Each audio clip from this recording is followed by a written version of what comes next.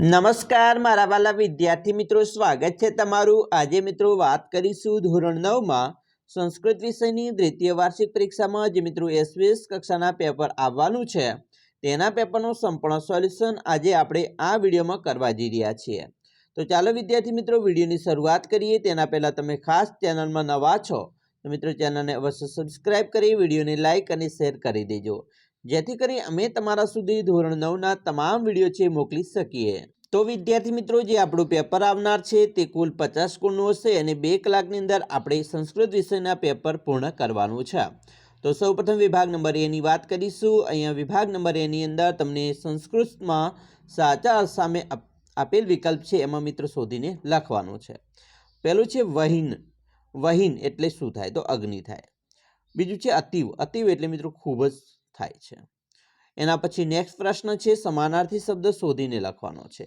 શિવઃ તો સંભવઃ। પછી મિત્રો વિરુદ્ધાર્થી શબ્દ લખવાનું છે નિરાલંબઃ તો પરાલંબઃ। આના પછી મિત્રો પુલ્લિંગ શબ્દ શોધીને લખવાનું છે।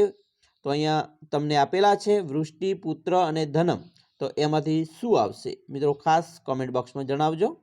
તો પુલ્લિંગ શબ્દ કયો બનશે।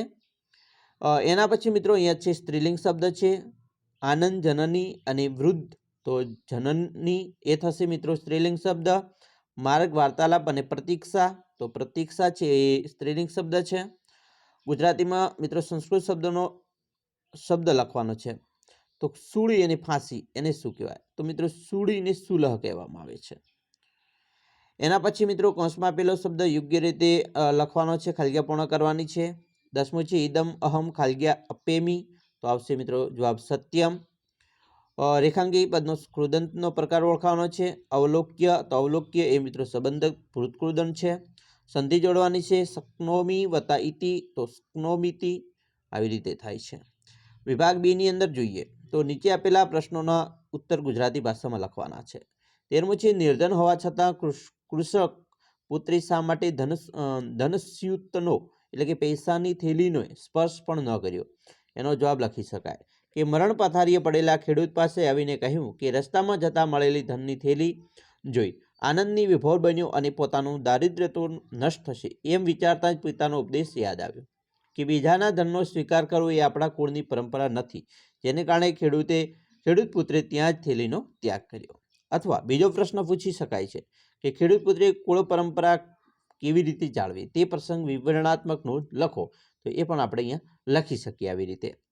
14મું છે સર્વેલિક સકાને કેવો દંડ આપવાનો વિચારે છે, તો મિત્રો સર્વેલિક સકાને બહુ કડક દંડ આપવાનો વિચારે છે।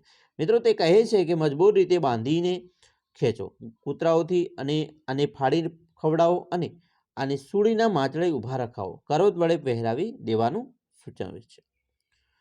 15મું છે પ્રવેશ માટે સંન્યાસી દ્વારપાળને કઈ લાલચ આપે છે, તો એનો જવાબ લખી શકાય કે સંન્યાસી દ્વારપાળને પોતાની પાસે બોલાવીને તેને લલચાવતા કહે છે તું તો દ્વારપાળ છે, કદી પણ ધનવાન નહીં થઈ શકે। અમે સંન્યાસીઓ વનમાં કંદરાઓમાં ભટકીએ છીએ અને રસાયણોનું સઘળો સાર એટલે કે વિદ્યા જાણીએ છીએ।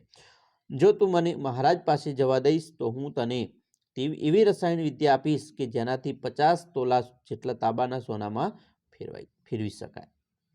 હવે આગળ જોઈશું ઉત્તર મિત્રો ગુજરાતી ભાષામાં લખવાના છે। 16મું છે આપતીમાં પણ કોની બુદ્ધિ વિચલિત થતી નથી, તો જેઓ મિત્રો બળવાન શત્રુઓને સારી રીતે ઓળખતા હોય છે તેમની શાસ્ત્રના આધારે નક્કી કરાયેલી બુદ્ધિ વિચલિત થતી નથી।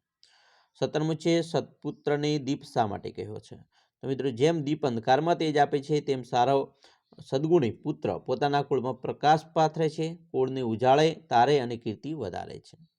8મું છે કઈ 5 બાબતો ધીમે ધીમે થાય છે, તો મિત્રો રસ્તો ધીમે ધીમે કપાય, ગોદડી ધીમેથી સિવાય, પર્વત ધીમેથી ઓળંગાય અને વિદ્યા ધીમેથી પ્રાપ્ત થાય અને ધન ધીમેથી કમાવાય। હવે વિભાગ સી ઉપર જઈશું। અહીંયા મિત્રો તમને ગદ્યખંડ વાંચી અને પ્રશ્નોના જવાબ આપવાના છે। સરસ મજાનો ગદ્યખંડ છે, એને આપણે વાંચવો પડે, સમજવો પડે, નીચેના પ્રશ્નોને વાંચવા પડે, એના જવાબો મિત્રો ઉપરથી મેળવવાનો પ્રયત્ન કરજો અને તમારે જે જવાબો મળે છે એ આપણા જે જવાબો આપેલા છે તેની સાથે મેચ કરો, કેટલે અંશે તમે તમારો કોન્ફિડન્સ સિદ્ધ થાય છે એ પણ ચકાસો। એના પછી માતૃભાષામાં અનુવાદ કરવાનો છે। તમને મિત્રો એક ગદ્યખંડ આપેલો છે જે ગદ્યખંડ 3 ગુણનો છે। આ તમને માતૃભાષામાં જે અનુવાદ છે એ તમારે 3 ગુણમાં કરવાનો રહેશે। નાટ્યખંડ છે એનો પણ માતૃભાષામાં અનુવાદ કરવાનો છે. તો અહીંયા મિત્રો સંન્યાસી દ્વારપાળ અને સંન્યાસી વિશે જે સંવાદ થયો છે એનો તમે ગુજરાતી ભાષામાં અહીંયા અનુવાદ કરી શકો છો. અથવા આમાં બીજો પણ મિત્રો તમને અહીંયા ફકરો આપેલો છે સંવાદ, એ પણ અહીંયા આપેલો છે. ખાસ મોસ્ટ આઈએમપી છે, તૈયાર કરી લેજો. પછી મિત્રો પદ્યખંડનું માતૃભાષામાં અનુવાદ કરવાનો છે. જે મિત્રો તમને એક પદ્યખંડ પૂછશે જે 3 ગુણનો છે, તો આ પદ્યખંડનું આપણે માતૃભાષામાં અહીંયા અનુવાદ કરી શકીએ છીએ. તો કોઈ પણ એક કરવાનો રહેશે. વિભાગ ડીની વાત કરીશું તો તમને મિત્રો એક રેખાંકિત પદો આપેલા છે એને શુદ્ધ કરી ગદ્યખંડ ફરીથી લખવાનો છે. તો આ રેખાંકિત પદોને મિત્રો આપણે શુદ્ધ કરવાના છે અને પછી પદો મિત્રો ફરીથી લખવાનો પ્રયત્ન કરીએ. શ્લોક પૂર્તિ કરવાની છે. શ્લોક પૂર્તિની અંદર મિત્રો જોઈશું તો તમને તક્ષકસ્ય કાલ્યા દુર્જનસ્ય એની શ્લોક પૂર્તિ અહીંયા સિદ્ધ કરવાની છે, અથવામાં બીજી શ્લોક પૂર્તિ પણ આપેલી હશે. કોઈ પણ એક આવડતી હોય તે લખવાની છે, જેના 2 ગુણ મિત્રો તમને શ્લોક પૂર્તિના મળી જશે. પછી નીચે આપેલા ગદ્યખંડ વાંચીને તેની આપેલા પ્રશ્નોના ઉત્તર સંસ્કૃત ભાષામાં લખવાના છે. તો અહીંયા પણ મિત્રો તમને સરસ મજાનો ફકરો આપેલો છે, જેની નીચે 4 પ્રશ્ન છે અને 4 પ્રશ્નોનો જવાબ છે એ લખવાનો છે. અર્થ વિસ્તાર કરવાનો છે. અર્થ વિસ્તારમાં જોઈએ તો તમને સરસ મજાનો અર્થ વિસ્તાર આપેલો છે. એ પણ મિત્રો અહીંયા અનુવાદ સાથે અર્થ વિસ્તાર તમને સમજૂતી આપેલી છે, બરાબર. એના અથવામાં બીજો પણ પૂછી શકે છે, જે તમે મિત્રો અહીંયા તૈયાર કરી શકો છો. તો આવી રીતે તમારું પેપર છે મિત્રો આવનાર છે.